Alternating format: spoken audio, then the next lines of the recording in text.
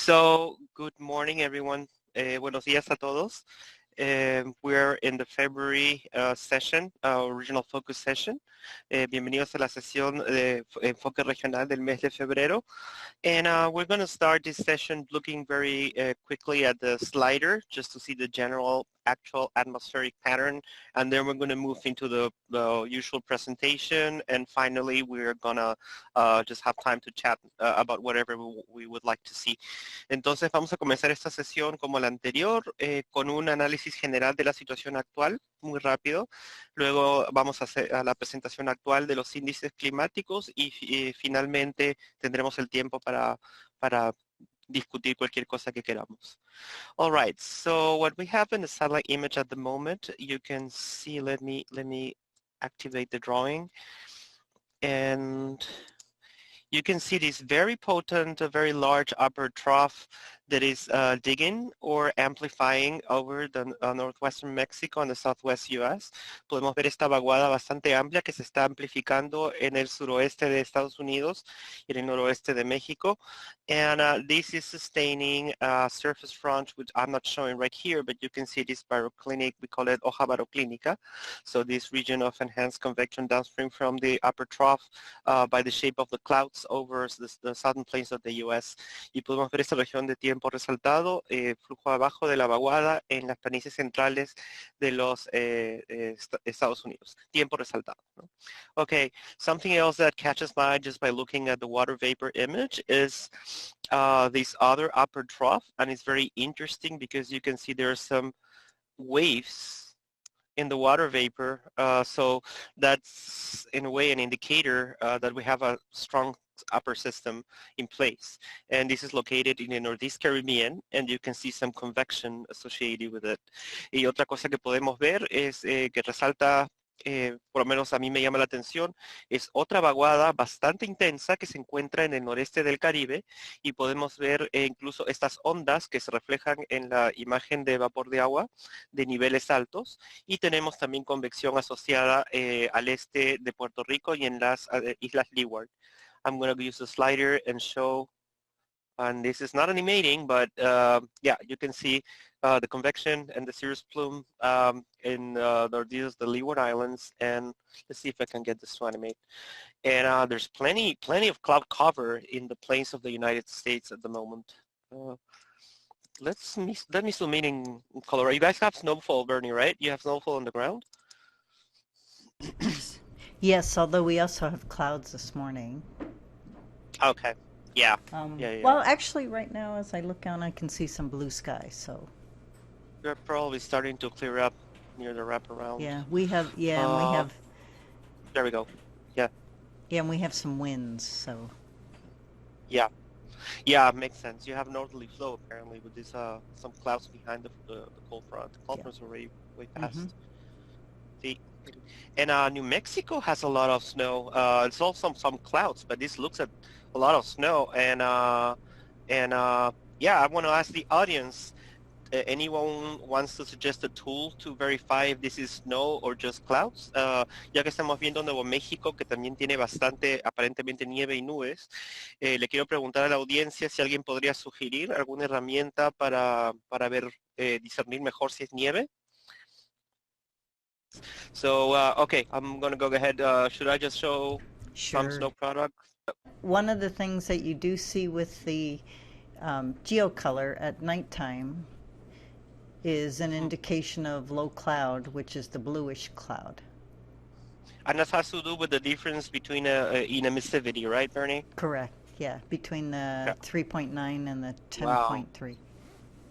Ok, entonces lo que estaba comentando Bernie, que lo que estamos viendo en el geocolor en la noche en realidad es las nubes bajas versus las nubes altas, que tiene que ver con la diferencia de emisividades entre los canales 3.9 y 10.3, ¿no? Que son los que con los que se construye el producto de geocolor durante la noche. Okay, so now I'm looking at the day snow fog product from UMETSAT and NASASPORT over New Mexico, and I find myself very impressed with this because, you know, it doesn't happen very often. Do you as well, Bernie? Well, I've been looking at imagery for 20 years, so I I say You know yes. better, yeah. Yeah, well, and you develop subtleties in terms of distinguishing snow and cloud. So the first thing, though, is you have to know what color is snow and what color isn't. So if you're looking at it for the first time, you might be confused. So, entonces Bernie me está diciendo que ella está viendo continuamente imágenes de satélite hace 20 años y sí, ¿no? Una de las cosas son varios aspectos que analizar. Una de las cosas por las que podemos comenzar es ver de qué color es la nieve, ¿no? Identificar qué color es la nieve y de qué color son las otras estructuras. Ok, sorry.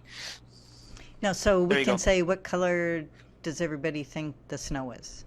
And so that's Okay. where you can flip back so to get used to it, then you flip back to something that's more familiar. So Right. perhaps the geocolor. Let me get out. Yeah. Oh, come on, animate. Ok, entonces, a ver, ustedes nos pueden decir, estamos preguntándoles a ustedes, al público, de qué color es la nieve. Ok, let's see. De qué color es la nieve, y lo que vamos a hacer es colocar el geocolor al costado. Ok, so question, what color is the snow? Pregunta, ¿de qué color es la nieve estamos viendo el Day Snow Fog RGB, el RGB de nieve y niebla de día, ¿no? A la izquierda y a la derecha tenemos el geocolor. Pregunta para el público. We do have an Yes. answer from Anthony in Costa Rica and Yeah. also Michelle, and they both say roja. Yeah. Yes. Right? Yeah, red, yeah. Sí, yeah. Correct. Sí, correcto. La nieve sale de color rojo. And you can see also, you can have an idea if you don't know what color snow should be by how the structures look. You can see some gravity waves on these purplish structures, which suggests that these are clouds, right? Whereas the snow is more homogeneous. If we're looking at the still image, right? Yeah, and Otra, I would just say wave-like features. And wave-like a gravity wave discussion is for another time. This time of year, we have wave-like features all over the place because we have a lot of stable air all over the place. So, and stronger winds, right? yeah. Yeah.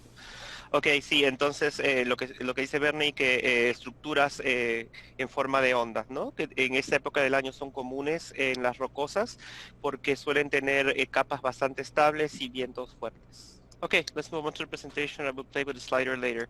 We'll talk about South American events later because it's been really rainy in some locations, especially Brazil. And southern Bolivia this weekend, they got about 500 millimeters of rain in like 4 days, which is a lot of rain. 500 millimeters is quite a bit. So, all right. Bueno, después vamos a hablar de Sudamérica y de las lluvias fuertes que han ocurrido en algunas zonas. Pero vamos a comenzar con la presentación. So let's start with the presentation. So let's start with the sea surface temperature anomalies, and this is last week. And you can see that most of the warm anomalies are focused in the Gulf of Mexico, the Caribbean, Eastern US, and then off the coast of Central America and Northern South America. Comenzamos con las anomalías de la temperatura del mar de la semana pasada. Podemos ver que las anomalías mayores, las anomalías positivas, se encuentran sobre toda la cuenca del Caribe, fuera de la costa de Estados Unidos, la costa este, y al este de Centroamérica y norte de Sudamérica. If we look into the last month, and this is the last month, and this is the last week, we can have an idea of where it's warming and where it's cooling. And we can see this is last month and this is last week. So we can see that the anomalies, the positive anomalies are increasing in the Caribbean and in the Eastern Pacific, right? Whereas this area of warm anomalies in the Atlantic that's been there for a couple of months, it's kind of holding slightly cooler at this point. Entonces, si pasamos de una imagen a la otra, podemos ver la tendencia entre las anomalías promediadas del último mes y de la última semana, ¿no? Último mes, última semana, y podemos ver cómo el Caribe se ha estado calentando, igual que el Pacífico Oriental, mientras esta región de anomalías positivas en el Atlántico ha ido disminuyendo de intensidad. Another region that is above average is the extreme southern cone in South America.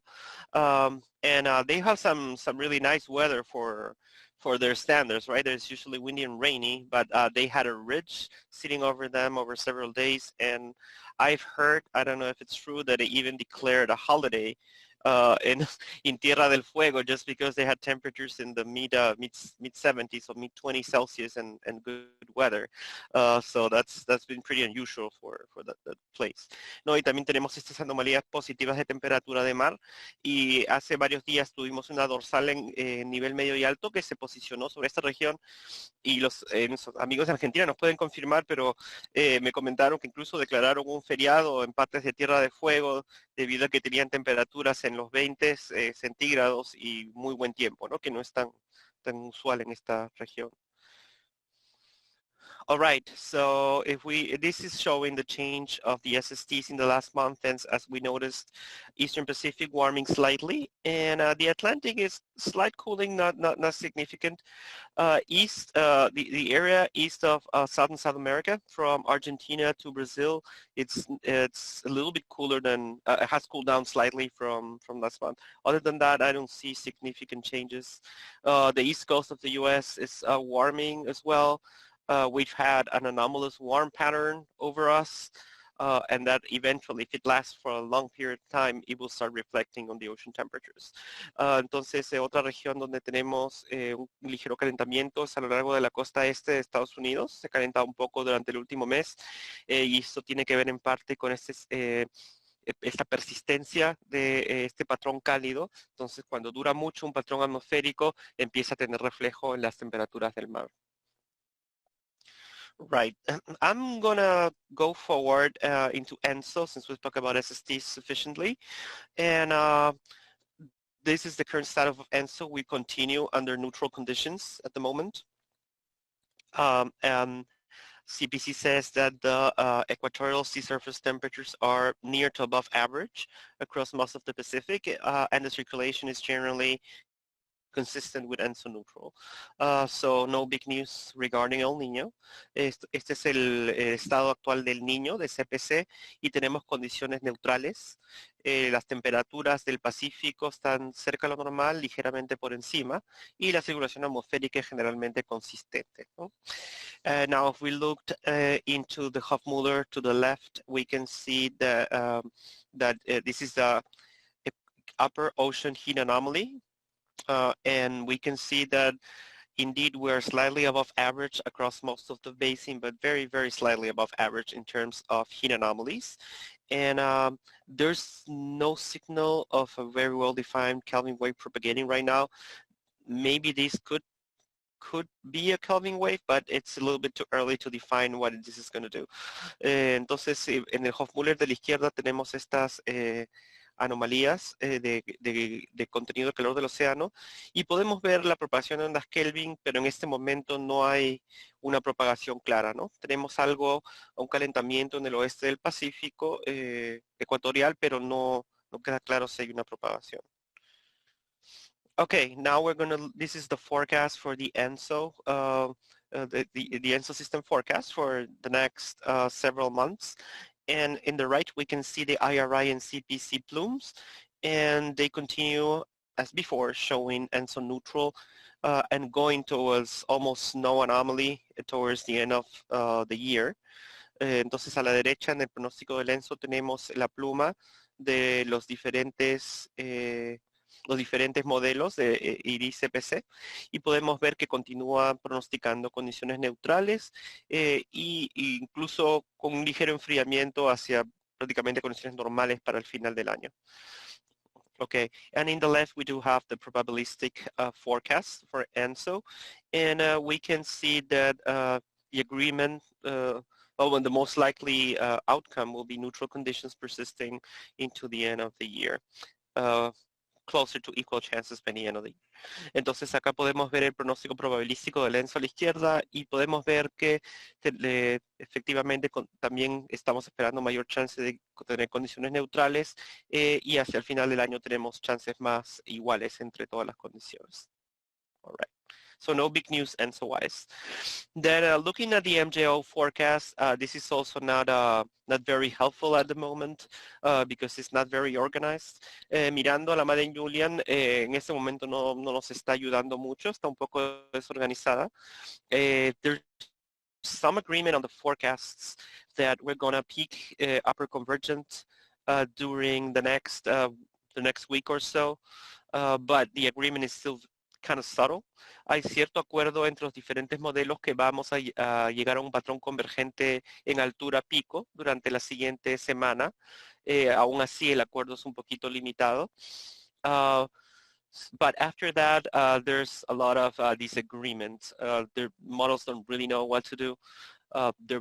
There's a weak signal of an upper divergent period, which means a little bit more rain by the end of the month, the last 10 days of February, but the signal is still not very strong. Hay una señal de un patrón divergente en altura sutil para finales del mes de febrero, los últimos 10 días, pero la señal no es muy intensa. Right. And then we look at the RMM index for the MJO. In the left, we have the GEFS, so the GFS model ensemble forecast, and in the right we have the European model ensemble forecast. And you can see that there is some significant disagreement on what the MJO is going to do, at least speaking from this perspective. Y podemos ver que hay bastante desacuerdo en lo que va a ser la Madden Julian, al menos hablando de esta perspectiva. So if you look what the GFS is doing, the GFS initially is kind of confused. It's not showing some reliable or significant signature, so it's showing a disorganized MJO, but after week 1, so about the end of next week and after, it starts organizing the MJO, whereas the European model keeps it disorganized the entire time. Entonces lo que vemos que el GFS inicialmente mantiene la Madden Julian desorganizada, pero para las finales de la próxima semana comienza a organizarla y propagarla rápido. Sin embargo, el modelo europeo tiene una solución totalmente distinta, mostrando un sistema muy desorganizado. So at the current moment, the Madden Julian is not necessarily the best tool to forecast. No, we cannot rely too much on it. Entonces, en este momento, la Madden Julian no es digamos, una herramienta robusta para pronóstico de precipitaciones. Tenemos que tener un poco cuidado con ella. All right, and then we're going to look into the winds up at 200 in the upper troposphere, and this is for the last week winds, and we can see the observed in the top and the anomalous in the bottom. Entonces ahora vamos a ver los vientos durante la última semana.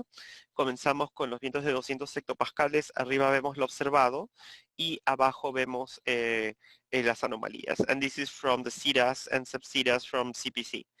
Y esto es los análisis de CEDAS del CPC. All right, so in the Northern Hemisphere, in the last week, this is only 7 days, we can see a very strong trough on the average, which shows very well defined in the anomaly, sitting just west of the Rockies, or almost over the Rockies, which is consistent with the active weather and cool conditions that they've been having, as Bernie was mentioning before. Entonces, algo que salta a la vista en 200 hectopascales es esta vaguada bien definida en el promedio y que se ve muy claramente en la anomalía que se encuentra sobre las montañas rocosas de Estados Unidos, y esto es consistente con lo que estaba mencionando Bernie de condiciones bastante frías y la nieve que hemos visto inicialmente, ¿no? Hemos tenido un patrón bastante frío y activo en esa zona. We had a very cool and active pattern in that region, y que se extendió incluso hacia el norte de México. Hubo un par de eventos de nevada que vamos a ver.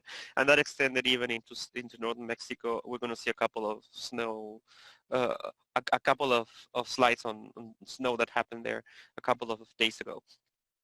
Okay, another region that is very interesting is the Leeward Islands to the east in the tropical Atlantic. We also have a very well-defined anomalous trough pattern. However, moisture has been limited in the region, so the impacts in convection have been limited. Otra región interesante es esta región del noreste del Caribe, donde hemos tenido un patrón de vaguada intenso bastante persistente. Sin embargo, la humedad ha estado limitada, que es normal en esta época del año y no hemos tenido tanto tiempo significante. Right, in South America, during the last week, at least in tropical South America, the pattern has been generally close to normal in the upper levels, with the Bolivian high in Western South America, and this is an average, but upper trough pattern dominating east of Brazil. Entonces, en Sudamérica, en la parte tropical, al menos en niveles altos, hemos tenido un patrón más o menos climatológico, cerca que la climatología durante los últimos 7 días al menos, con el alta de Bolivia, en la región occidental tropical, y patrones de vaguada en la región de Brasil. The Bolivian high has been very, very robust a couple of weeks ago, but now it's not doing that. So it's mostly climatological at this point. No, el alta de Bolivia ha estado muy activa durante semanas anteriores, pero en estos momentos un poquito más dentro de lo normal. All right, another thing that has been very interesting is this broad trough pattern amplified west of the coast of Chile. And then you can see this anomalous easterly flow in the upper troposphere in Tierra del Fuego. Otra cosa interesante es este patrón anómalo de vaguada fuera de la costa de Chile y este patrón de dorsal anómalo al sur de Tierra del Fuego con flujo del este anómalo en Tierra del Fuego. And once you look at the actual winds, you can see, this is what we call a split flow or flujo dividido. No, una vez que vemos a los vientos, esto es lo que nosotros llamamos un flujo dividido, ¿no? Split flow, flujo dividido, where we have this pattern. We have a ridge here to the south and a trough to the north. So the systems are actually crossing have been crossing a little bit to the north of their usual trajectory, whereas the Drake Passage and Southern Cone have had fair weather conditions. Entonces, lo que ha sucedido durante los últimos 7 días es que los sistemas han estado cruzando al norte de su posición normal, los sistemas en los oestes, mientras la región del pasaje Drake y Tierra del Fuego han estado con tiempo bastante bueno. So let me, at lower levels, I'm going to finish speaking about this part. You can see this anomalous flow from the east in southern Argentina, and this is an average of 7 days. And this is being consistent with enhanced precipitation in parts of Patagonia. Not the event that happened yesterday, but earlier in the week. So moist easterly flow enhances precipitation in Patagonia, which is usually dry. ¿No? Algo que también salta a la vista, hablando, ya que estamos hablando del cono sur, es este flujo del este anómalo que hemos tenido en la región de Patagonia, y esto ha producido precipitaciones resaltadas durante días anteriores, durante los últimos 7 días. No necesariamente lo que ocurrió ayer, pero la semana pasada hemos tenido días con precipitaciones moderadas en esta región de Patagonia. All right. I'm going to jump to the precip anomalies. And what we can see here, this is since we're talking about South America, let's show that first. Vamos a entonces ahora ver las anomalías de precipitación. Y como hemos estado hablando de Sudamérica, vamos a mostrar eso primero. And this is in millimeters. As you can imagine, in Patagonia, an anomaly in 7 days of 25 millimeters is significant given the climatology, right? And you can see this region popping up in the CMORPH, and some hint a little bit lower anomalies, but it's also popping up in the CPC unified analysis. Entonces, como para a los que conocen del clima de Patagonia, es bastante seco, entonces una anomalía de 10 a 25 milímetros es bastante significativa para la región, y la podemos ver tanto en el análisis de CMORPH como en el análisis unificado de CPC. However, a region that has had a very large rainfall anomalies in the last 7 days has been northwestern Argentina into southern Bolivia, and this has been associated with enhanced southeasterly flow. otra región que ha estado bastante activa durante los últimos 7 días ha sido el sur de Bolivia, hasta el centro de Bolivia y el noroeste de Argentina, y esto ha estado relacionado principalmente a flujo del sureste resaltado, ¿no? So that moisture availability has been very large, and this enhanced moisture convergence has been triggering several rounds of mesoscale convective systems and heavy precipitation. And even when this shows an anomaly of 100 to 200 millimeters for southeastern Bolivia, there's a station that has received almost 500 millimeters, like 450 millimeters in 4 days during this weekend into yesterday. ¿No? Y a pesar de que acá estamos viendo un campo un poco, digamos, más suavizado, con anomalías que están entre los 100 a 200 milímetros, quiero mencionar que una estación en Bolivia, Yacuiba, ha registrado casi 500 milímetros de lluvia en los últimos 5 días, ¿no? Terminando ayer. All right. Another region that has been very rainy in South America has been Brazil, actually. Most of southeast Sao Paulo region into interior portions of eastern Brazil. ¿No? Otra región que ha estado muy activa durante los últimos 7 días ha sido Brasil. Más que nada la parte desde Sao Paulo, sureste de Brasil, es el interior del este de Brasil, ¿no? Very, very active. This has been partly associated with persistent troughs, upper troughs coming from the Atlantic, meandering westward, and enhanced precipitable water content and enhanced upper divergence in the eastern flank of the Bolivian high, ¿no? Y esto ha estado asociado a vaguadas en altura que han estado cruzando desde el este hacia el oeste, ¿no? Un contenido de humedad bastante alto en la zona y ventilación apropiada, bastante resaltada en el alta de Bolivia, en la periferia del alta de Bolivia. All right. Okay, and then I'm gonna go finalize the presentation talking about the anomalies for the Northern Hemisphere. And we're showing Mexico and the Caribbean, and we can see that the most significant positive rainfall anomalies have been actually in the United States. And this has to do with this persistent trough pattern over the Rockies and the Western Plains right here.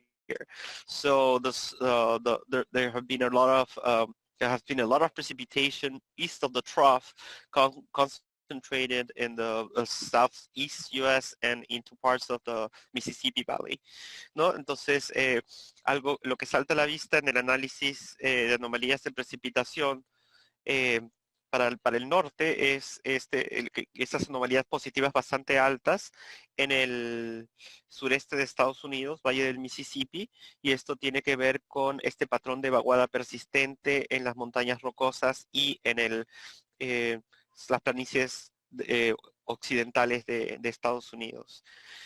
Another area that has had positive precipitation anomalies, and actually we can see it better on the station analysis than on the CMORPH, is this area of western Mexico, una región que ha tenido precipitaciones por encima de lo normal también, y en este caso se ve mejor en el análisis de estaciones que en el CMORPH, es esta zona del oeste de México, and this is also related with an active upper trough pattern to the west of them, and so recurrent troughs have been propagating across western Mexico, and they've been intense enough that they have drawn tropical moisture plumes from the Pacific ITZZ into the region.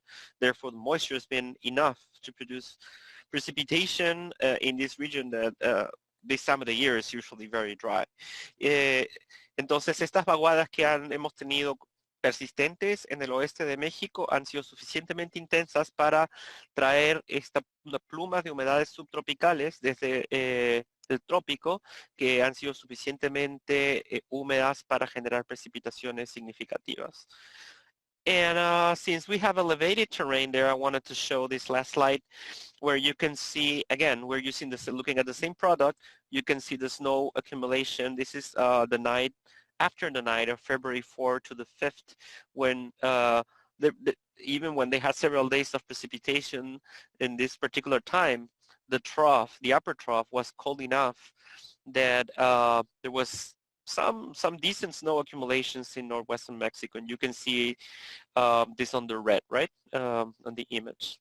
Y quería terminar la presentación mostrando esta animación del slider con el producto que vimos antes, mostrando la nieve en el norte de México que se acumuló en la noche del 4 al 5 de febrero, a pesar de que han tenido varios días con eventos de precipitaciones en el oeste de México.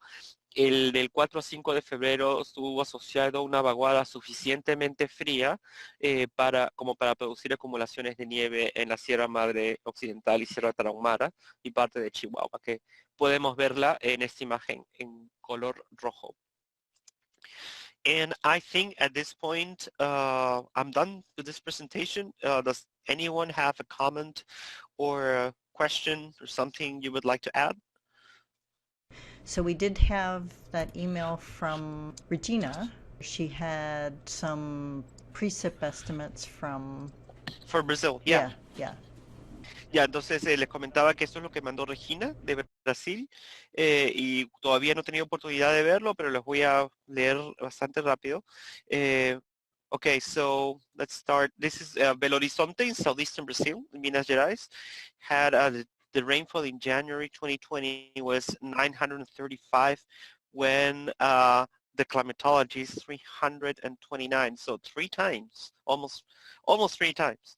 Entonces, vemos el monto total para Minas Gerais, Belo Horizonte, que está al sureste de Brasil.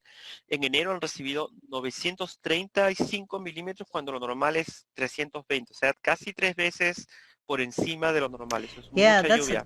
That is, and look at it. It's more than, let me see. Yeah, and that's quite a bit. That's quite a bit. Yeah, it's like a meter of rain. Yeah, that's 2/3 of normal. So.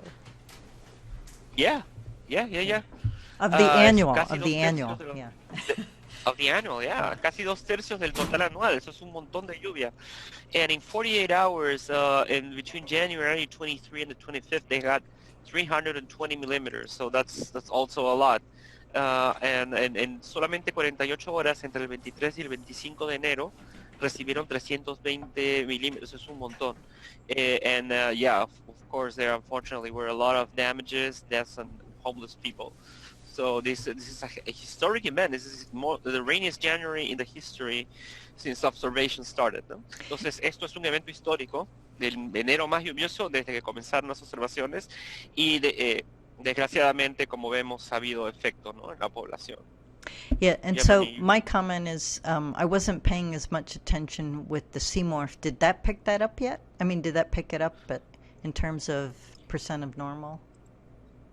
That picked it up, but it doesn't look that impressive. Well, this is the last 7 days, so okay. I need to go to the CPC website. Let me go there. Oh, there we go.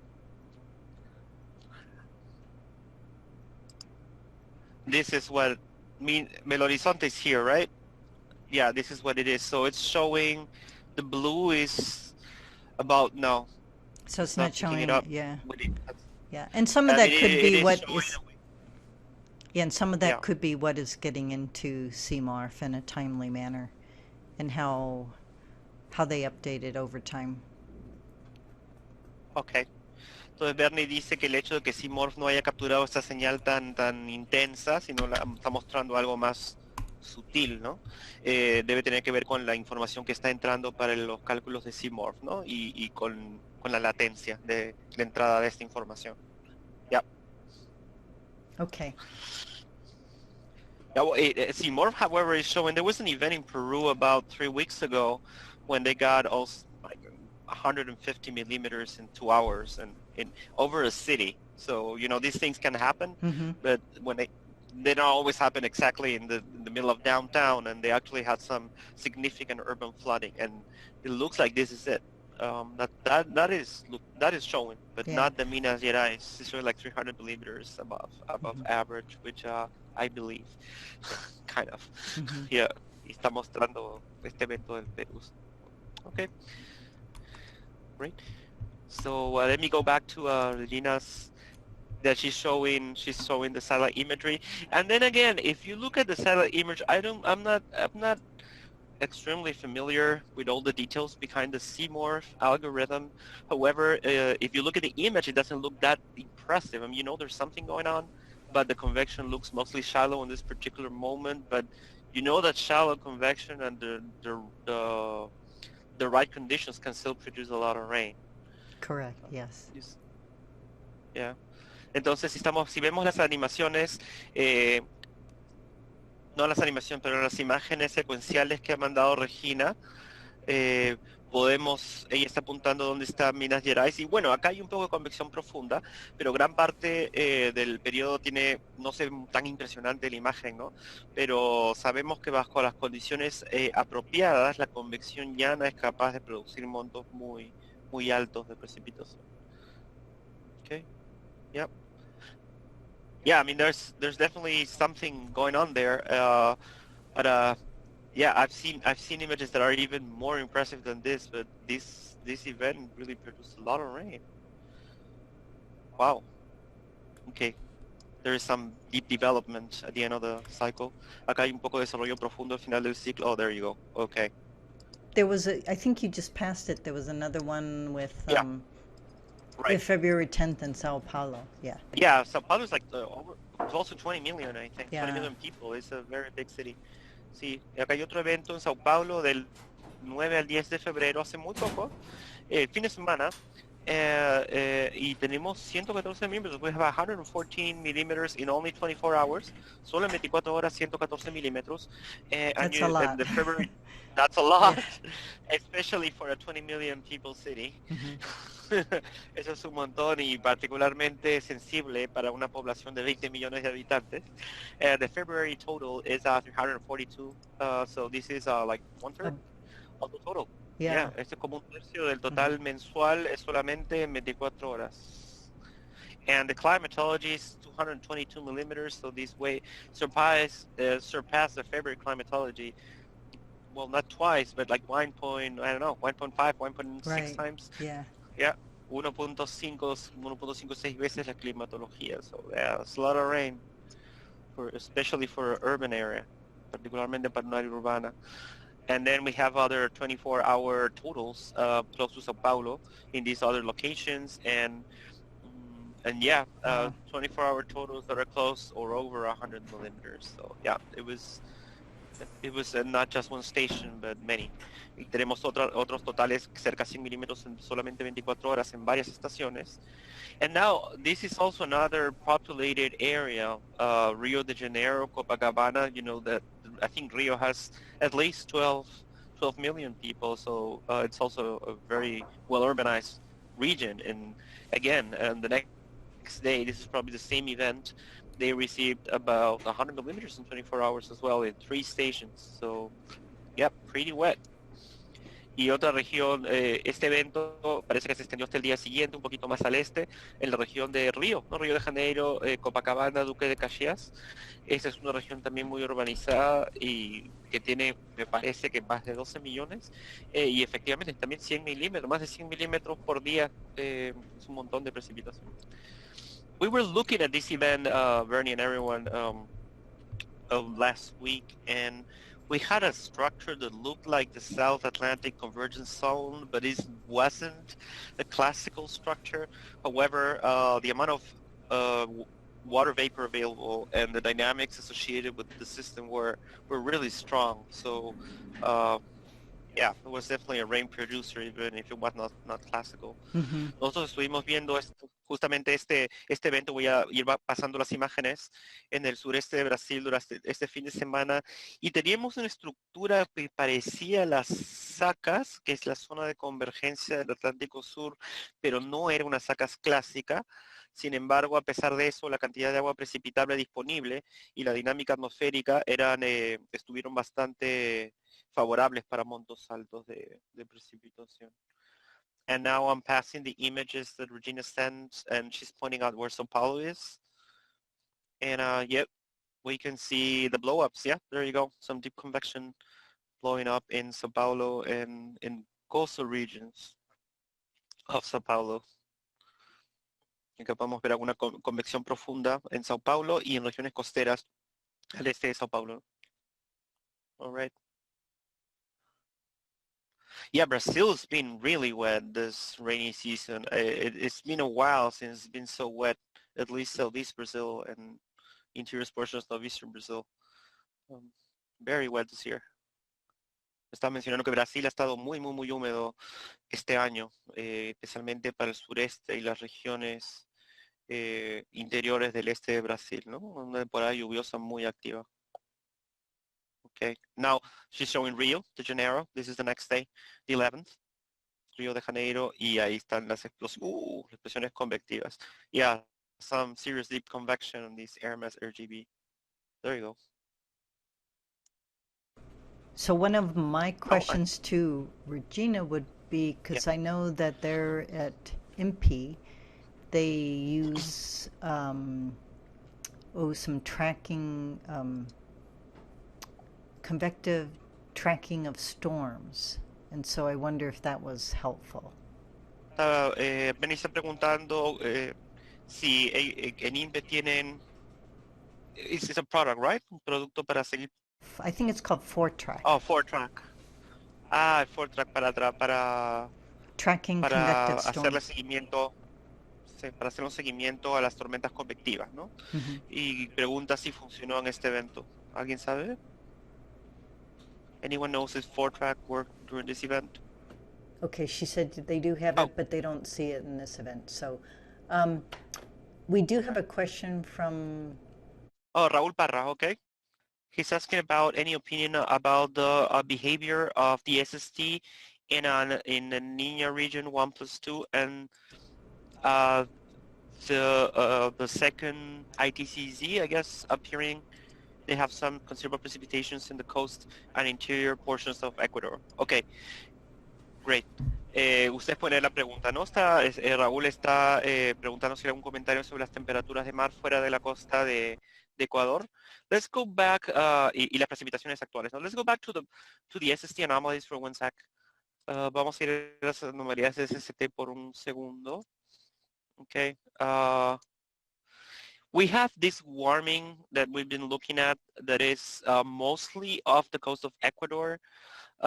It's not really an El Nino or necessarily an oceanic Kelvin wave. We need to look into this with more detail, but we have been noticing there's been this warming of the ocean. And I'll translate in a little bit.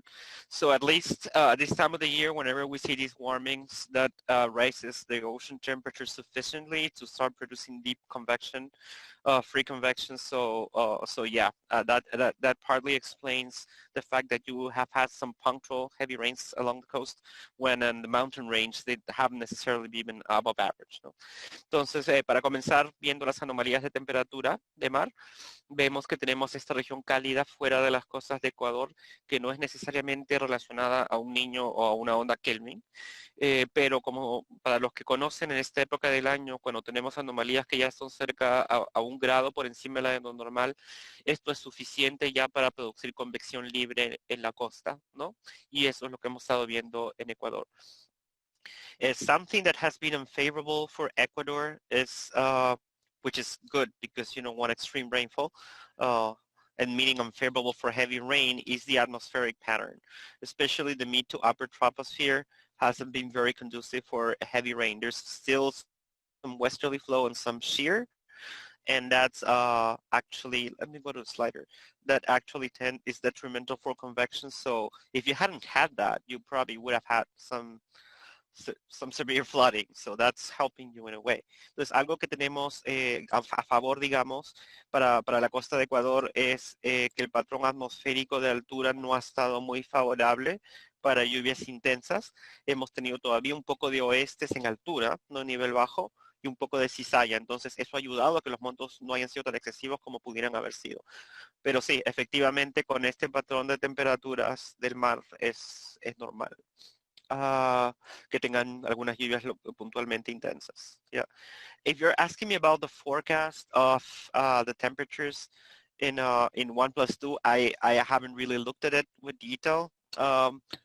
So I cannot really say much about it at the moment, but we can follow up.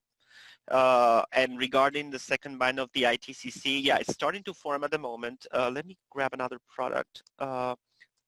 Let's see, let's go to the day cloud phase extension, I guess. Okay. Yeah, okay, entonces, but yeah, this is actually the time of the year when the second band would form. So this is kind of following up climatology, but the northern band of the ITCC is getting close to you guys, so you might get some decent rainfall. Entonces, con respecto al pronóstico de temperaturas de Niño 1+2, no lo he visto con tanto detalle, así que no podría hablar mucho en este momento, pero podemos hablar después. Y con respecto a la segunda banda de la ITCZ, si efectivamente sí se está comenzando a formar, esta es la época en la que se forma, ¿no? Principios a mediados de febrero, o sea que está empezando a comportarse dentro de lo normal, pero la banda norte de la ITCZ está acercándose bastante al norte de Ecuador, así que yo sí me esperaría que las lluvias continúen todavía, ¿no? Y es más, una vez que la convección de la Amazonía empieza a regresar hacia el norte, es más probable que empiecen a tener precipitaciones más intensas. La siguiente ventana es a fines de febrero, yo diría la segunda, para algo más moderado con la Madeleine Julian, es los últimos 10 días de febrero. Okay, I talked for a while, but I don't know if I answered your question. He hablado un montón, pero no sé si respondí tus preguntas. Oh, he said, thanks. Okay. Okay, so we can talk about the dryline in Argentina. I haven't had a chance to look at it. I don't know if Mauricio, perdón, Maxi quiere, wants to lead this, or you guys can just point me out what you want to see here. Oh, he has something already on Twitter. Hay algo en Twitter. Okay. Do you want to look at from the dust product perspective? Yeah, that would be good in terms of, we can see if that shows the dry line. Okay, there we go. And we said dust product, right? Dust. There. So I don't know how much the satellite imagery will be able to capture the dryer itself, unless there's dust, right? Well, the thing is, the darker blue that you're seeing, say, north of the convective line, that tends to that tends to indicate higher moisture, because the red component would be the 12 micron minus the 10 micron. So for dust, it would be positive. If it's very moist, it would be negative. And so if it's negative, it's not going to have much contribution in the red, and so our blue is showing up better because, Okay, entonces Bernie está hablando del componente rojo de este RGB, el RGB de polvo, es la diferencia entre el canal de 12 micrómetros y el de 10. That's a split window, right, Bernie? That's what it's called, a split window? Well, the historical split window is 10 minus 12, and this is 12 minus 10. So that adds another level of a little bit of confusion. It's an inverted split window. Yeah, entonces esta es una diferencia, esta es una diferencia que, bueno, no quiero confundir, no queremos confundir, pero se le llama split window, pero en realidad la diferencia del split window es al revés, es invertida. Pero en fin, la diferencia de estos canales resalta el contenido de polvo. Entonces en este RGB, cuando estamos viendo colores rojizos, tienden a estar asociados a mayor aerosoles. Aerosol en la atmósfera, que principalmente tiene que principalmente silicio. Principally, it's mainly silicates, right, Bernie, that are captured by the reddish. Correct. However, depending upon the temperature of the atmosphere, that's where sometimes, like if there's an inversion and you have moisture in it, then that will reverse it. So at nighttime, you can, especially, you might be able to see that the reds indicate low-level moisture for an inversion. Okay. Entonces, una cosa interesante es cuando tenemos bastante humedad e inversiones bien llanitas durante la noche, la interpretación se puede revertir en términos del rojo, ¿no? El rojo puede confundir porque puede empezar a resaltar la presencia de inversión. Or a light pink, such as, like, say, sometimes I think that's why the stratus appears light pink off the coast of Chile. Oh, makes sense. Ya. O un rosado, ¿no? Yeah. Estamos hablando más bien de un rosado más que un rojo mismo. Y Verne dice que eso es posible que sea la razón por la cual los estratos de la costa son rosados. The most air silicates, right? Pero la mayor parte del tiempo azul está asociado a mayor humedad y rosado a aerosoles, principalmente silicatos, right? And another thing to look at would be the precipitable water. That may show it. Yeah. So in this case, we are seeing the dryness associated behind on one side of the line because it is more pink. Entonces, en este caso estamos viendo el secamiento a un lado de la línea, que se ve más rosa, ¿no? I apologize for the speed of my ability to animate. I don't know why it's taking so long today. So in this case, we do have convection along the line, I think, right? And whereas Yes, there's convection along the line. whereas in the United States, sometimes you can see this distinction even before there's no convection. Entonces acá Bernie menciona que estamos viendo convección al este de la línea. En los Estados Unidos muchas veces uno puede ver esta distinción de masa, pero sin convección presente. The TPW, do you have like the Yeah, Ramses? TPW, Yeah, right? yeah. The challenge with this is that the images are not as frequent because it's derived from polar orbiting. Right. Yeah. Let me open the page itself. Entonces vamos a ver agua precipitable. Una de las limitantes es que las imágenes no siempre son muy frecuentes porque son derivadas de satélites polares, ¿no? So the date was 11th. There we go. Oh, there's a blue. Well, Yeah, it was so there. here you can see a distinction there. Yeah, hay una distinción aquí. Okay. Yeah. Interesting. Yeah, this is something to look at with more detail. Yeah, you can see the dipole on the anomaly as well. Okay. Ah, Max, estás listo para hablar.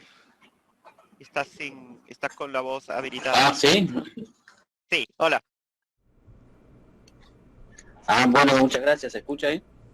Sí, se escucha. Bueno, muchas gracias por discutir el tema porque nos pareció súper interesante y no es tampoco muy común. No es poco común ver tormentas convectivas en la Patagonia como las que se presentaron ayer. Y bueno, la pregunta principal era de consejos usando RAMs para ver la diferencia de humedades y confirmar si era realmente o no una línea seca, una dryline. Okay, so yeah, he's saying that yeah, it was pretty unusual to have convective storms in Patagonia, and he's asking for suggestions about which products satellite products can enhance identify whether it was a dry line or not. Okay, so we can check a little bit further into, say the RGB or one of the components. One of them is the straight channel difference. Split window. Yeah, so it does show a color bar, but There you go. maybe it doesn't even show the color bar. Okay. So I suspect, based on what we're seeing in the blue, that This green is the so drier, right? And in this or case, the dust as well. yeah, and so this is where, from my perspective, it's a little confusing because if we do 10 minus 12, the green would be positive and the red would be negative. And so that's opposite of what's in the RGB first component. Ya, entonces, esto es algo que puede servirles para ver el dryline, el split window difference. Algo que es un poquito confuso es que los colores deberían ser al revés por cómo funciona la diferencia, pero está mostrando, ¿no? Esta región verde debería ser la región que está asociada a más polvo, más aire seco, o menos humedad, mejor dicho. Yeah, the biggest issue with this is it doesn't tell you what the colors are. Ya, dice, el mayor problema de esto es que no te dice qué significan los colores. Sí, no, muchas gracias y comentar que este producto resulta súper útil porque en la región prácticamente es bien despoblada y existen muy pocas observaciones para confirmar si realmente fue una línea seca, pero al parecer con la imagen esta queda más claro. Okay. Okay. Yeah, so he's thanking for pointing out to this product, and he says there's some very few observations in the region. So with this image, it's a little bit more clear Yeah. that could have And been. they can create it by themselves, and we can see if we could send them a little bit more explanation, point them in that direction. Okay? Okay. Ya, Beren dice que ustedes pueden crear este mismo producto, en realidad es bien fácil, es una diferencia de 2 canales, y que cualquier información para ello por correo nos pueden comunicar. Yeah, and he can choose his own color table. So, Sí, okay. y que puedes escoger una tabla más amigable, ¿no? Yeah. More friendly color Yeah, table. yeah, yeah. Yeah. Okay. Okay, great. Perfecto, José, muchísimas gracias. Okay. Okay. Ok, entonces como hemos pasado 10 minutos ya, vamos a tratar de cerrar la sesión, pero antes quería mostrarles la página que les mencionaba y ahí voy a responder la pregunta del Alta de Bolivia. Okay, so what we have here, this is a website, International Desk website that most of you might know, and we have added this link. These products have been available for a while, but we're still developing them. Therefore, we didn't want to put them right away, but now they're in a decent shape, and people have been following them, and they are being useful. So we link them to a website. If you look in the left, this Desk Forecast Tools is the link. Entonces, son unos productos que nosotros hemos venido desarrollando hace mucho tiempo ya, hace digamos, casi un año, unos 8 a 10 meses. Recién acabamos de habilitar el enlace en nuestra página debido a que ya están tomando más forma porque todavía son experimentales y la gente los ha estado siguiendo y las han estado sirviendo. Entonces, este es el Desk Forecast Tool, el enlace, ¿no?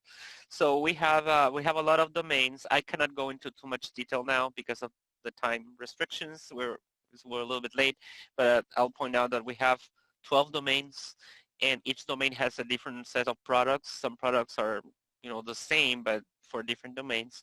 So, for example, let's start with Argentina. ¿No? Tenemos varios dominios y todos los dominios tienen algunos productos que son algoritmos aplicados al GFS. Cambian un poquito. So in the Argentina, we have this enhanced GDI, which a lot of you guys probably already know, but we can talk about it another day. We have the hail macros. We have another version of the hail macros available. And then we also have one for front identification. Right, some of these repeats on different loops, so you can see the GFS runs on these ones. Entonces tenemos diferentes loops dependiendo del dominio. The Caribbean, for example, en el Caribe, por ejemplo, we also have the enhanced GDI. There's this trade wind inversion product.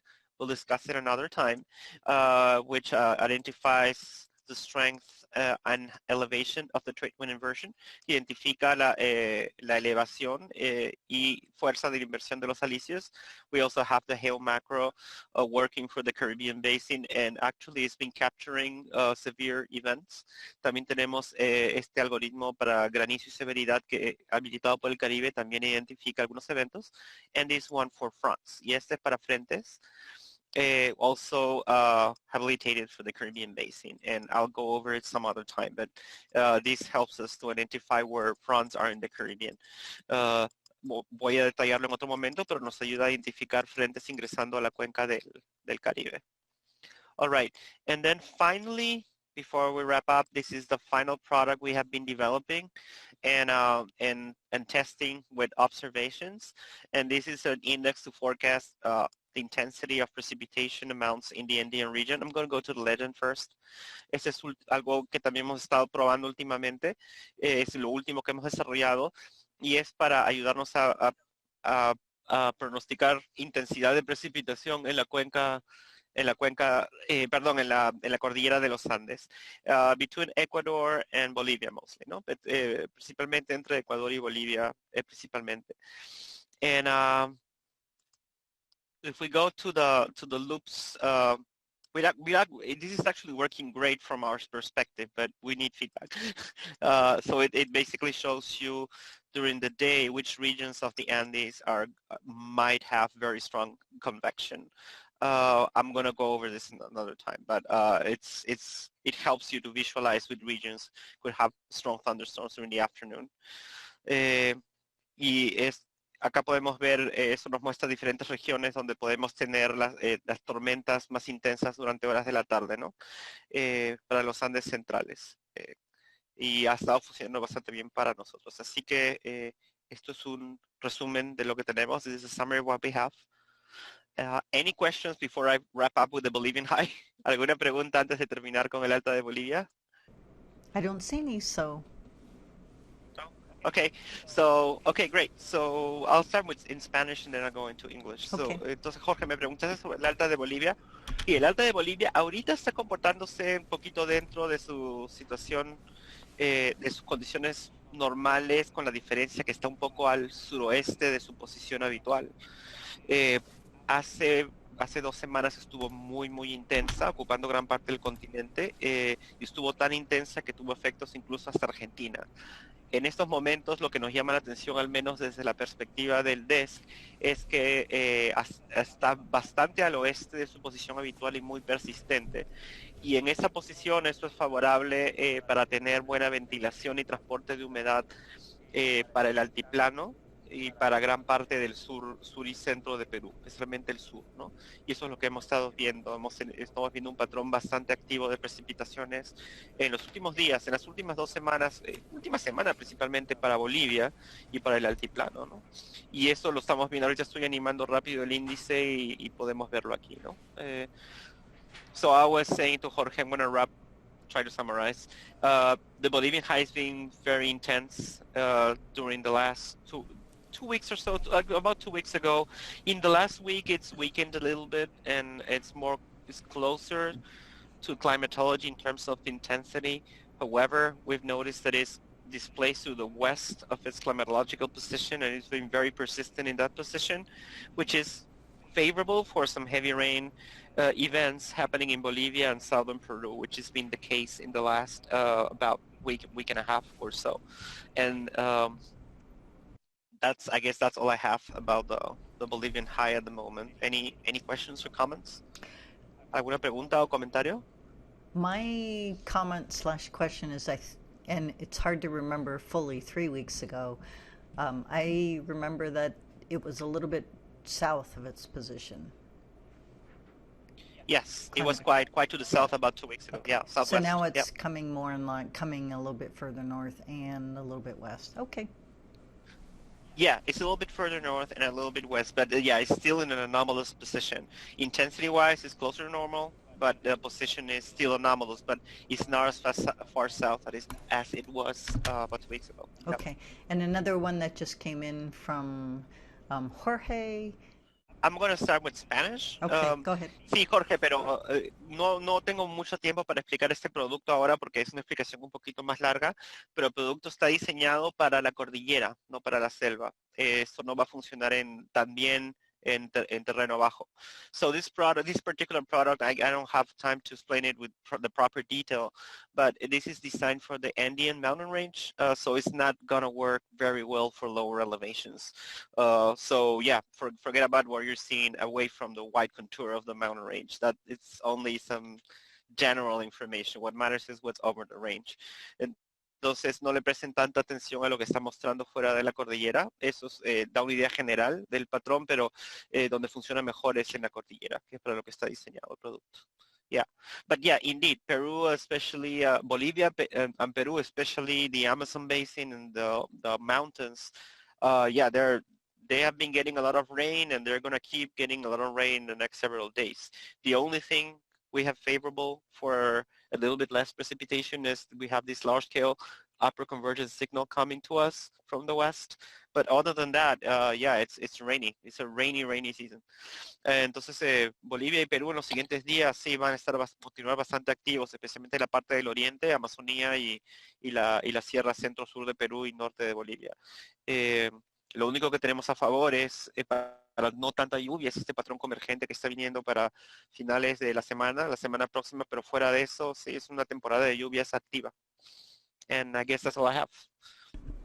Okay, great. Thanks, Jose, and thanks to all for joining in. Gracias, Jose, y gracias a todos para su participación. Gracias a todos. Yeah, thank you.